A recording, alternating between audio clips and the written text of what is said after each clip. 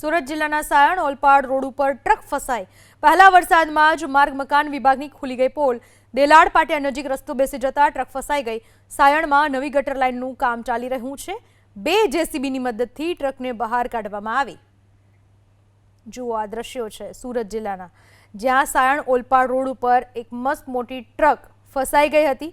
હજુ તો એક વરસાદ પડ્યો અને રસ્તાની આ સ્થિતિ જોવા મળી। 2 જેસીબી મશીનથી આ ટ્રકને બહાર કાઢવાની ફરજ પડી। દેલાડ પાટિયા નજીક રસ્તો બેસી જતા ટ્રક ફસાઈ ગઈ।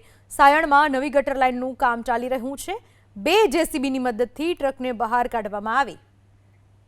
જુઓ આ દ્રશ્યો છે સુરત જિલ્લાના, જ્યાં સાયણ ઓલપાડ રોડ ઉપર એક મસ્ત મોટી ટ્રક ફસાઈ ગઈ હતી। હજુ તો એક વરસાદ પડ્યો અને રસ્તાની આ સ્થિતિ જોવા મળી। 2 જેસીબી મશીનથી આ ટ્રકને બહાર કાઢવાની ફરજ પડી।